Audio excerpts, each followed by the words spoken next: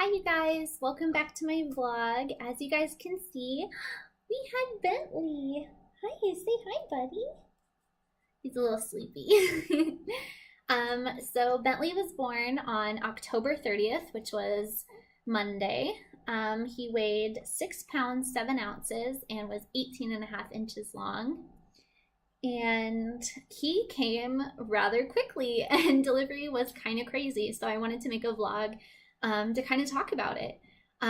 So Sunday night I had a friend over and everything was everything was going pretty normal. I was having contractions, but I really didn't think anything of it because I've had a lot of false alarms and stuff in the past. And they got pretty bad in the evening to the point where I was like, okay, I'm gonna take a shower to make myself feel better.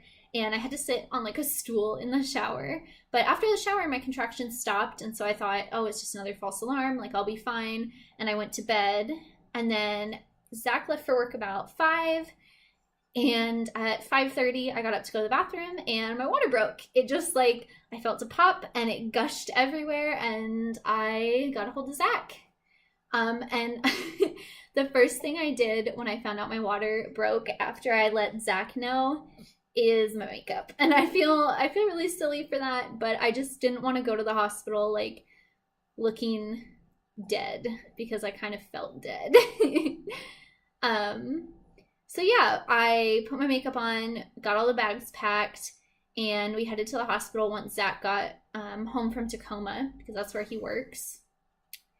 And by the time we got to the hospital, my contractions were about 2 minutes apart. And they were really, really intense. I was in a lot of pain. And I thought I would be dilated, but I honestly thought what was going to happen is I was going to show up. They were going to say, oh yeah, you're dilated. They were going to give me an epidural. And a couple hours later, I thought I would push them out. But that is not what happened. They brought me back to an exam room. They checked me, and I was already dilated to an 8. So I was told that, oh, it's too late for an epidural. You're going to have this baby soon. And I was really, really upset because I was in a lot of pain. And I just wished I wish I had known sooner or come in sooner so that I could have gotten an epidural, and I was really upset about it. But then they got me hooked up to monitors, and they checked the baby's heart rate and how he handles contractions and stuff, and his heart rate kept dipping. Which, he was in distress and he wasn't liking my contractions and they were causing, his little heart to freak out. And so they kept monitoring me. They moved me back to a laboring room, and I had been laying there having these excruciatingly painful contractions. I was yelling out in pain, and all of a sudden it had just been, me, my nurse, and Zach. And then all of a sudden, 10 people rushed into the room, and next thing I know, they're trying to get me on my hands and knees, and there's a million people talking to me at the same time, and they're putting an IV in my arm, and all this crazy stuff is happening. And the OB came in and was like, hey, Bentley's heart rate has dropped. We're going to get you ready to go to the OR and possibly do an emergency C-section. And I had been really scared to have a C-section before I went to the hospital. It was just something that I had been really scared that I would have to have. But in that moment, I was just get him out. I was in so much pain. And I later found out that the reason I was in so much pain is because I was stuck at a 9 and he was stuck on my cervix. So he was trying to come down, but he couldn't. And my contractions were lasting 4 minutes. And so I really wasn't having any breaks between contractions. They were really intense and they lasted for a really long time. And then on top of that, the more distressed he got, the more distressed I got, and it just made it more painful. So they got me ready and they took me back to the OR. It happened so fast, and it was such it was so crazy. And they got me on the bed, and then all of a sudden his heart rate was doing better. And so they were like, okay, well, you're a 9.5. So let's see if we can push and see how he handles it. And so I pushed a couple times, and honestly, pushing was the best thing ever because it made my contractions not hurt as bad. but he was still stuck. His heart rate was doing better, so they're like, okay, we're gonna lay here for a little while and monitor it.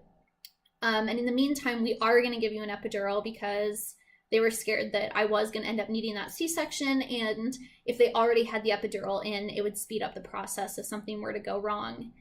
Yeah, I know, guy. And so they gave me the epidural, and after like 20 minutes, I was completely comfortable, and it was amazing. And then they said his heart rate was doing better, so they decided to move us back into the room. They were trying really hard to avoid a C-section. So then they gave me a little rest, and they put me on Pitocin. And they tried to turn up my Pitocin at some point, and then had to turn it back down because it was putting him in distress. And I had to move like every 15 to 20 minutes. Like I would have to roll over, or I had to get on my hands and knees, stuff like that. Thankfully, I had a really awesome epidural, and so I couldn't feel any pain, but I could still like move my legs and somewhat support myself, which was really awesome. It made like all the moving I had to do way easier.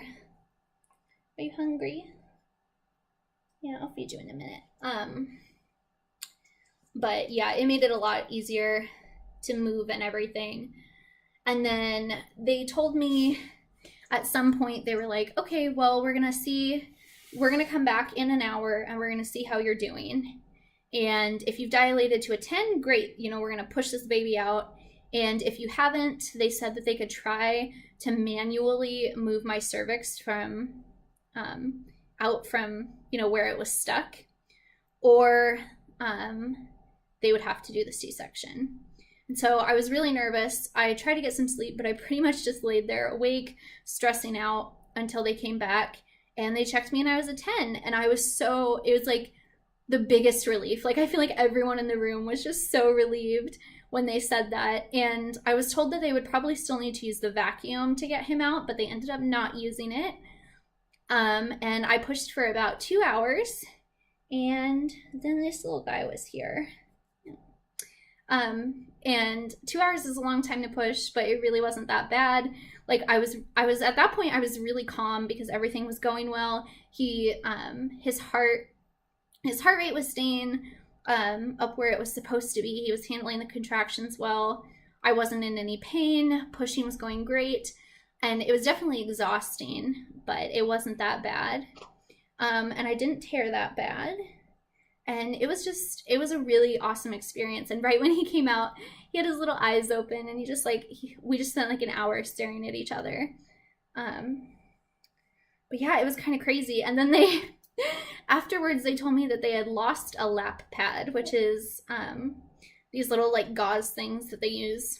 And so I had to have an x-ray because they were like, oh yeah, we don't think it's in there, but we need to double check that we didn't like leave it in your uterus. So I had an x-ray. And then I had to have antibiotics because I did have an infection. But Bentley didn't get it, and I got over it really fast. So yeah, it was really crazy.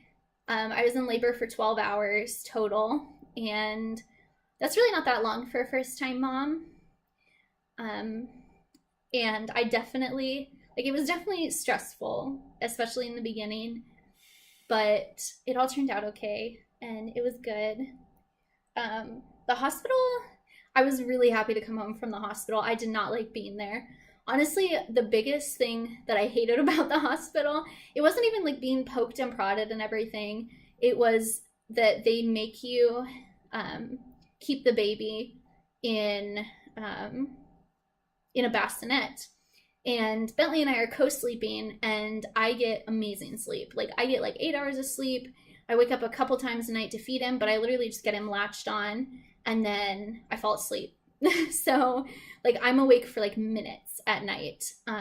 Whereas when I was at the hospital, they wouldn't let me, sleep with him in my arms or next to me.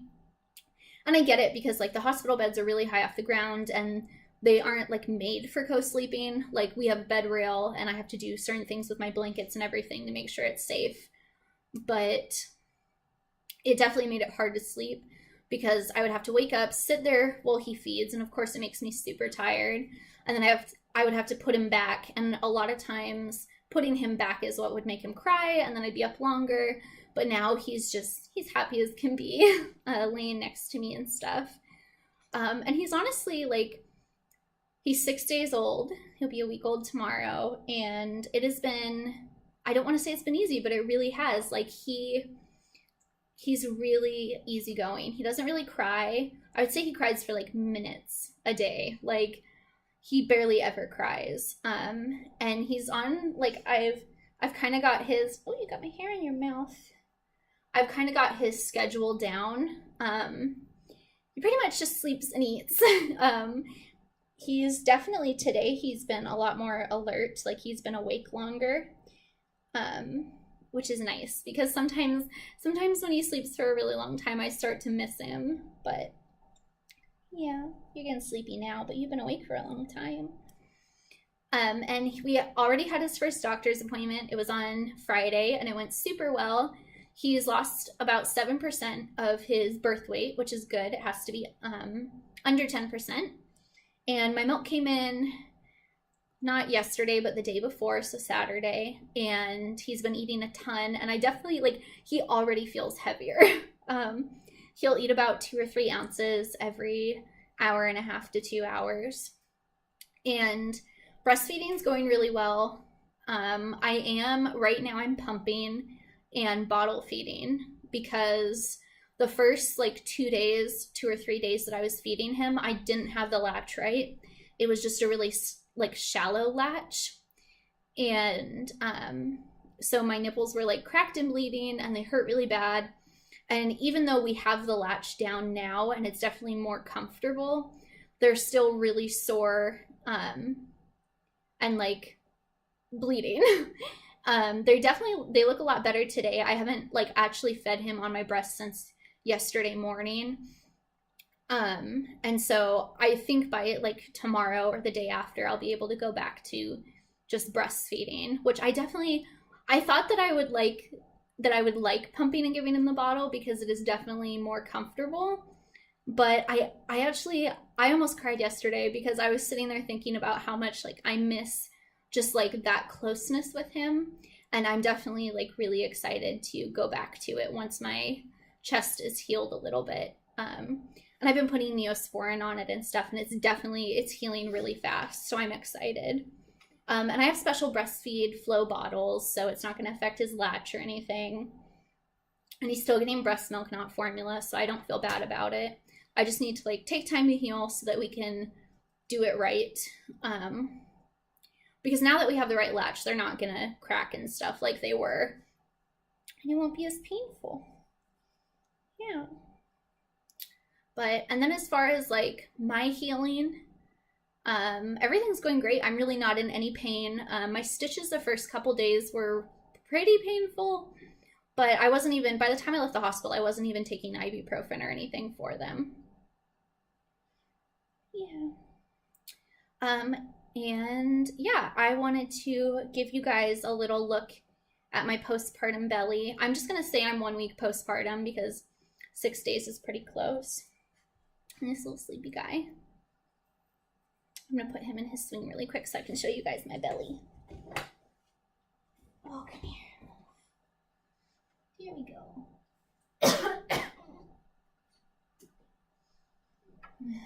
Okay, here we go.